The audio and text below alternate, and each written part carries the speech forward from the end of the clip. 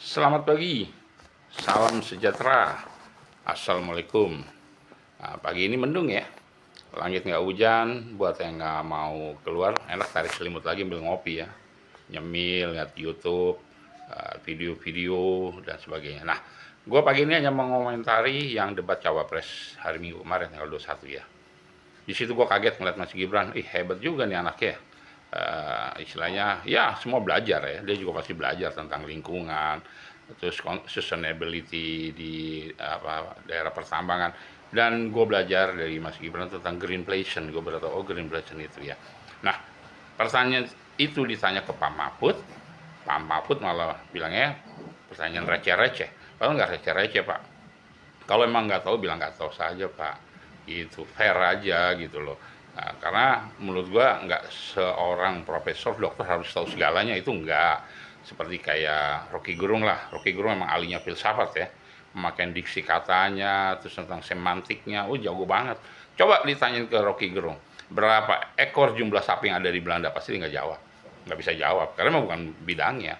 Nah, tapi kalau pertanyaan itu ditanya ke orang-orang sastra Belanda, lulusan kayak gua nih ya, kok tahu jumlah penduduk Belanda, apa itu Randstad, terus pembagian provinsi Flevoland, Gelderland, itu tahu. Dan polderisasi itu apa di Belanda, berapa ekspor impor ke Belanda, apa yang menjadi komoditas ekspor impor ke Belanda, gue tahu karena kita belajar peranata sosial Belanda. Nah, Pak Mahfud harusnya jangan bilang pertanyaannya Gibran receh-receh Pak, itu justru penting Pak. Dan Gibran mantep banget loh, dia bilang dia akan pakai drone untuk menyiram tanaman, itu udah dipakai negara maju kayak Israel. Israel untuk nyiram tanaman itu nggak pakai manusia lagi, dia pakai drone. Bahkan untuk kebakaran hutan dia pakai drone Pak, pakai satelit. Nah, bagus tuh Mas Gibran. Nah, untuk Caimin gue nggak respect nih, baru pembukaan doang ngotak-ngatik lahannya Prabowo. Gini Pak, Prabowo tuh emang dari terlahir dari orang kaya Pak. Kan bapaknya almarhum Pak Sumitro kan bagawan ekonomi zaman Soeharto. Kita udah tahu dia lama di Amerika. Jadi kalau punya lahan begitu, apapun dari yang mana hasilnya nggak usah iri. Karena orang yang iri penuh kepahitan di hatinya Pak. Dan biasanya orang kayak gitu cepat sakit dari dalam hati. Ya saya sih nggak minta-minta Pak ya. Lambat laut Pak, lebih cepat meninggal di usia muda takutnya gitu loh.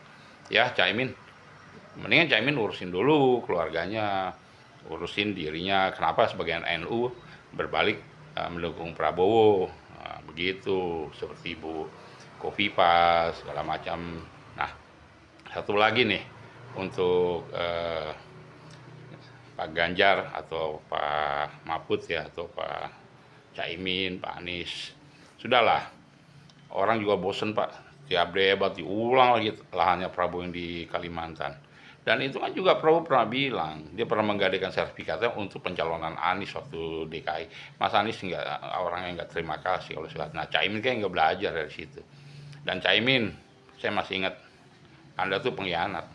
Anda tuh yang mendongkel Gus Dur, almarhum Gus Dur. Padahal Gus Dur itu bapak bangsa. Saya nggak respect. Makanya sekarang sebagian Kiai NU dukung Prabowo. Karena nyaman. Begitu juga di kubunya Ganjar PDIP. Karena ketua umumnya terpleset lidahnya, menjelek-jelekan, bahkan menjatuhkan Pak Jokowi di muka umum. Lihat sebagian besar tokoh PDIP lari ke Prabowo. Mas Rara, terus Trimedia Panjaitan, banyak. Karena mereka udah megah. Dan Mega itu sombong sekali. Dia selalu mengatakan begini, memang sebagian besar anggota PDP ada di kabinet, tapi bukan berarti mereka yang memimpin negara ini. Masih banyak elemen-elemen lain, sampai dia bilang, ini loh, kita yang memimpin negara ini segala macam. Terus Pak Jokowi kalau nggak ada Megawati kan begini-begini, nggak jadi apa-apa. Menye-menyenya itu loh Bu. Wah, udah tua, mendingan ibu diem di rumah, ngurus cucu, ngulek sambel, bikin pecel. Pasti enak pecel Bu Mega ini. Ya, itu Bu Mega. Mendingan ibu belajar nyanyi keroncong. Seperti Sundari Sukoco tuh, wah suara yang mantap tenan. Nah, ibu coba belajar nyari lagu keroncong segala macam gitu ya. Dan kita lihat kemarin media-media di Australia udah mengatakan sudah Indonesia nggak perlu lagi kampanye pilpres. nggak perlu lagi pilpres pemilu tanggal 14 Februari. Udah jelas Prabowo yang menang. Pakai skenario apapun menurut pengamat politik Australia, coba kemarin baca deh di berita di Herald Tribune atau di Sydney Post, mereka udah bilang Prabowo udah pasti presiden, pasti. Dan ada yang bilang nanti kalau terjadi putaran kedua, kubu 01, 03 merapat, nggak mungkin. 03 tuh yang masih tersisa sekarang ya PDIP ya, dan situ 01 kita lihat didukung oleh Abu Bakar Basir. Mana mau orang PDIP didukung oleh yang aliran kayak begitu. Ibarat kata, ini ibarat kata aja nih ya, orang Yahudi Ortodoks suruh bergabung dengan orang Tarutung, ya nggak mungkin lah. Orang Tarutung makan babi, sementara babi buat Yahudi Ortodoks haram, ya nggak mungkin lah. Nah seperti itulah. Oke, gue mau cabut, gue mau ke kantor pajak. Buat yang beraktivitas, hati-hati di jalan.